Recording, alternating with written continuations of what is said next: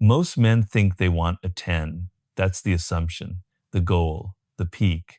If you ask them what their ideal woman looks like, they don't hesitate. They imagine the highest possible score, maximum beauty, maximum status, maximum validation. But what they rarely stop to question is whether that instinct is actually leading them anywhere useful. Because over time, something strange begins to happen. The closer someone gets to that 10, the more complicated everything becomes.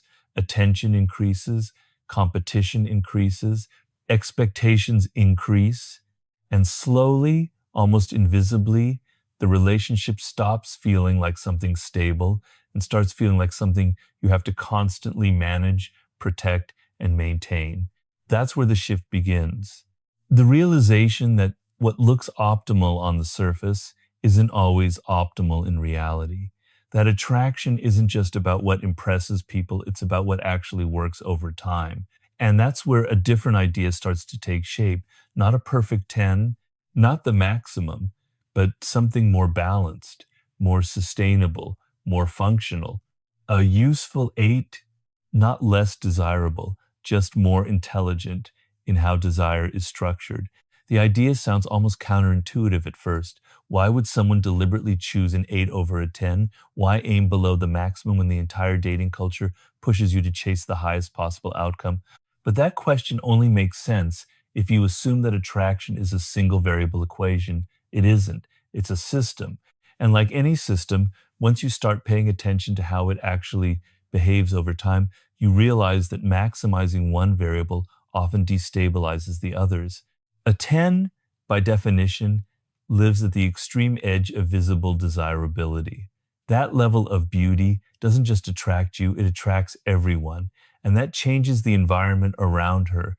She moves through the world with constant attention, constant validation, constant options.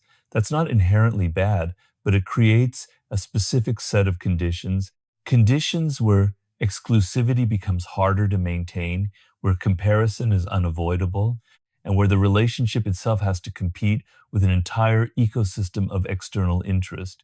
Now add psychology to that environment. When someone receives consistent validation at that level, it tends to shape their expectations, not always in obvious ways, but subtly. Standards rise, tolerance for inconvenience drops, the threshold for boredom lowers, and over time, the dynamic can shift from cooperation to negotiation, from ease to management. You're no longer just building a relationship, you're managing a high demand asset in a competitive market.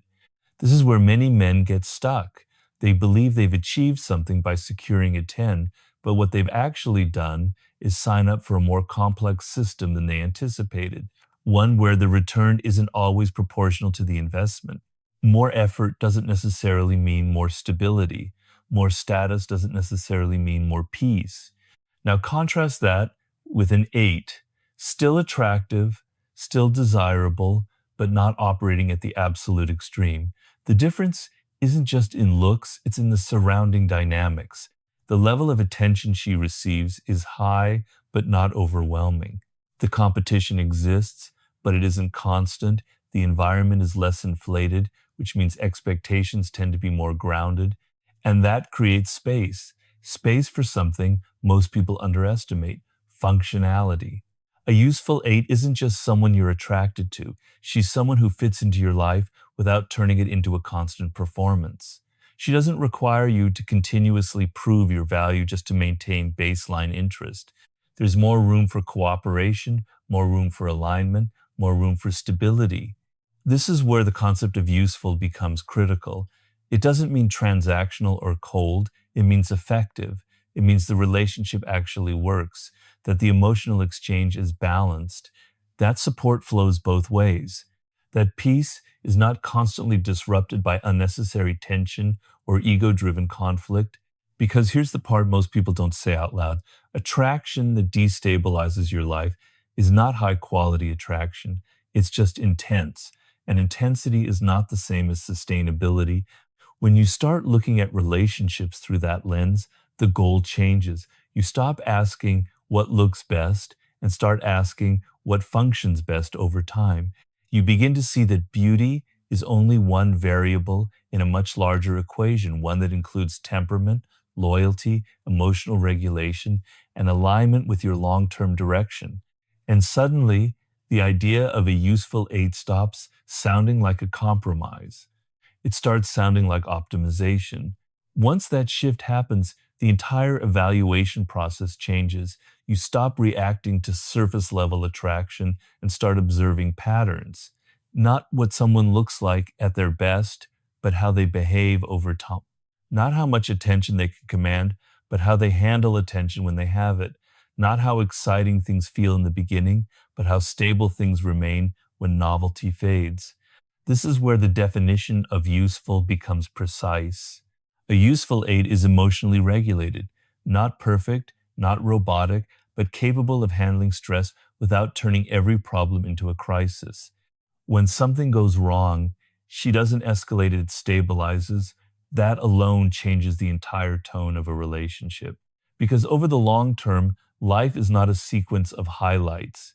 It's a sequence of challenges, and the person next to you either compounds those challenges or helps absorb them. She is cooperative, not competitive. There's a subtle but critical difference.